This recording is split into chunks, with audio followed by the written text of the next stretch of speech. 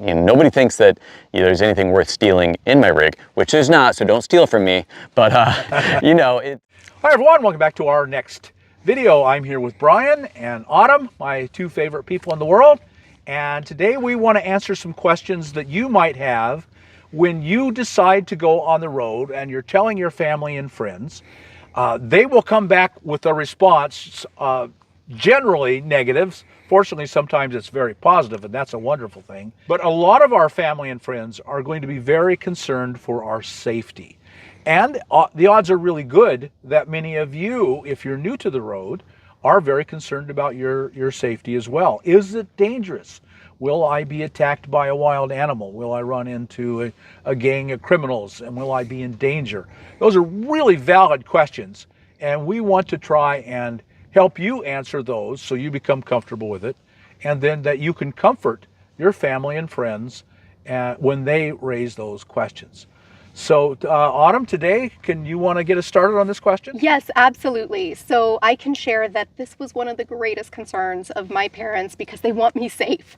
And when I told them that I'm going particularly to choose a car to start with, a car to live out of, and that I'm going to be traveling all over and staying in isolated areas, it was completely reasonable that they were like, what? And what really helped both me prepare for danger and safety, as well as help my parents feel calmer anyway, is that I sat down with them. I said, let's brainstorm together every scenario you fear, and let's come up with like 2 or 3 solutions for each one. And that in and of itself, I mean, we took hours. And in this conversation, I'm almost 3 years as a nomad, and we still have this conversation. And I actually am not concerned about my safety out here. I feel like this is one of the safest environments there is, and there's a lot of statistics to show where the greatest dangers are. And I'll tell you, it is not living nomadically. And that being said, if my parents are worried, I am very much wanting and willing to give them as much assurance as possible. What a great practice to go through. I love that. I've never heard of doing that, but going through those steps and addressing each of those fears and coming up with solutions. I've not heard of it, but I think that's such a wonderful idea, and I think it could be hugely helpful to all people out there that are concerned about the safety out there and trying to just get family members and friends on board. Yeah, it really helped with my parents because I wasn't resisting them. I wasn't discounting their fears, which I think would have amplified their fears, because then they're like, well, she's not going to pay attention to something that could be a threat. I know for a lot of us, one of our biggest fears, and really the most justified fear, is of wild animals, particularly bears, but there are others. It's coyotes. Are coyotes a pack of coyote going to eat me, or mountain lions? And Brian, I know you have been a campground host for a very long time, like 10 years, 12 years? 15 seasons. 15 seasons. Yep. And I also know you were in a campground where you had a lot of bears. I have been. In camp. Yes. So what can you tell us a little bit about wild animals and bears in particular? So generally speaking, the areas I've been at have been black bears. And so they are traditionally very skittish. They're not grizzly bears. They are not as territorial. They are opportunistic feeders. And so they are looking for cooler being left out. They're looking for bear box being left open. If you keep food in your tent, yeah, you're putting yourself at risk. But as long as you follow certain safety procedures, then you're totally fine. Most animals do not want to be around us, out in the wild. Coyotes, they are looking for little dogs, quite honestly. They're not looking for humans. We are much too big for a coyote to take down. And so those are not our concerns. And so you just have to really, do your research, think about the situation, and practice safe habits would be my best advice for that. Right, clean camp. Always have a clean camp. Know how to study, watch videos. How do you respond if you stumble across a bear while you're out hiking? And so the key thing to my mind is find something that will allay your fears. Fears are an ally. If you will look at fears as that fear of being hurt by two-legged or four-legged predators, if you'll look at that as an ally, it's there to keep you safe, then your job then becomes to find the answer for your fear And once you have the answer to the fear, I'll be safe from bears because I am going to, whatever, just like exactly what you did with your parents. I'm going to be safe from this by whatever. Then your fears will go away, and hopefully I'm sure they didn't go away for your parents, but hopefully they were easier. It was a lot easier for them. And I also share my location.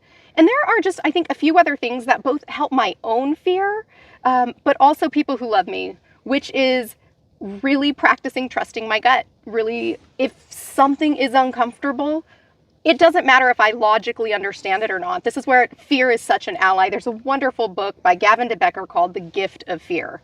And in that book, it's actually a rather jarring book to read because it talks about a lot of the threats that are out there. But one of the ways that I really reduce my fears are to say, let me very realistically look and see the threats and prepare. And so for me, self-defense was huge. I'm trained in a couple of different types of self-defense, and yet also really knowing, try to get out of a situation before I ever have to utilize any type of self-defense, and feeling capable, both psychologically and even physically. Feeling capable has made a world of difference for my own fear as well as for my parents as well. And that has to go with like a wild animal, protecting my dog Chloe, as well as like two-legged predators. Yeah, and I love the thing that you mentioned as far as your gut. Trust your gut. If you go to a place and you see a bunch of broken beer bottles and a bunch of shotgun shells and things like that, know that people are out here drinking and shooting. So maybe it's not a place I want to be. Or if you just get the EBGBs about something, go someplace else. Like, make sure that you do, like, mentally you feel okay with it. If you get a weird feeling, there's a reason for that, you know, as you alluded to. And I think you really do need to trust your gut on that. And in the end, we all have an escape strategy because we turn our key and you go.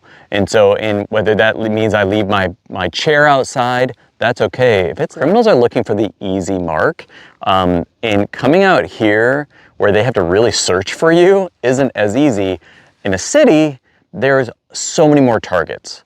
Whereas out here, like, everyone's spread so thinly, it's not a target-rich environment. So from a criminal mindset, this doesn't make sense to be out here. Like, you're not coming, they're not increasing their success rate, I guess, you know? And so, so I really do feel, as you alluded to earlier, it is so much safer out here in the desert with having this freedom versus being in a city where there's just more prone to those kind of criminal activities. There's a few other like safety measures. I know my father was very legitimately concerned about carbon monoxide, given that I do cook with butane in my rig. So, you know, it's just figure out the safety precautions. Make sure to always crack your windows. And I have a carbon monoxide detector.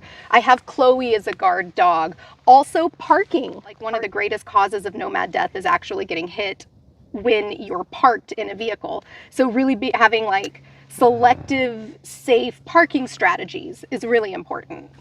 Oh, I hadn't even thought about that one, but that really makes a lot of sense. If you're parking, let's say you just pull over on the side of a highway, it's not a great place to be. You could easily, you know, get clipped by someone else. So obviously we don't want to do that, and that's not really legal anyway. But that brings up a really good point. You want to make sure that you're safely put off the road, and that you're not prone to those kind of accidents.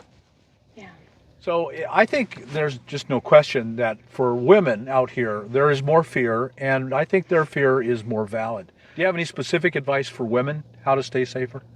Yes, I do. So I'm very mindful of not doing anything that's going to draw additional attention to myself. So that might be that I don't have all my pink, frilly, beautiful design visible from the outside of my vehicle. I love feminine design. It's so much fun, but I don't make myself look like a solo female as I'm traveling anywhere. Additionally, I am very aware of how I'm dressed in different settings. And I want to just have a disclaimer that no matter how I dress, that would never, ever justify any kind of assault whatsoever. But if I can reduce the risk of a particular type of attention coming my way, I probably can reduce some of the risk for assault. So I might wear more baggy clothing. And if I am dressed in something that's like more form-fitting or something, that I'm around a group. So I'm just mindful of those things. I am aware that there is a risk to something like a particular type of assault for women that is greater for our gender. Many animals use camouflage. to protect themselves, either to blend in and not be noticed, or to make it look like they're bigger than they are. Our dogs, their back fur will go up to make them look bigger. And so I think that it's perfectly reasonable for us to make ourselves look like a hard target. That is the first thing any of us should learn. What is a predator looking for? And how can you be the opposite of that? You want to be a hard target and not a soft target. And that's a lot of research. We can't go into all the details, but Gavin DeBecker's book is a really good one. I actually have a video on this, and I'm not just promoting my videos, but I think it's really, really good, and it goes all into how to make yourself a hard target. And you can do it, and you will be so much safer if you do. Absolutely. I just want to echo that point Bob made too about camouflage. That's such a great point. And there's still ways to incorporate things into the nomadic life that are really fun. So for example, I love long, flowy, beautiful, really girly dresses. I wear those when I'm in a group and we're hanging out. And that way I still get to sort of be this like feminine wildflower, but in a safe, contained environment. Being less showy can also be the stuff that you carry around with you. If you have a lot of stuff that looks very expensive, you know, I'm thinking, you know, big screen TV that comes out of your side bay or something like that, then yeah, you are going to be a target because it clearly shows that you have money, you have the wherewithal, you're going to have stuff in your rig. Whereas if you don't have this brand spanking new rig, then it kind of helps you out a little bit. You know, nobody thinks that there's anything worth stealing in my rig, which there's not, so don't steal from me. But you know, it really is. I don't have much in there. A lot of us do like to camp off by ourselves, but over the years, we've also built communities. So if ever I'm feeling unsure about something, I can always go find my community and camp with them. You know, and you can kind of come and go with that, or even if you're just camped a quarter mile away, so you still want to be somewhat near friends, but you don't have to be right on top of them. It gives you that safety precaution, I guess, that you can always give them a call and be like, hey, I'm worried, I'm just a half mile away. Absolutely, safety in numbers.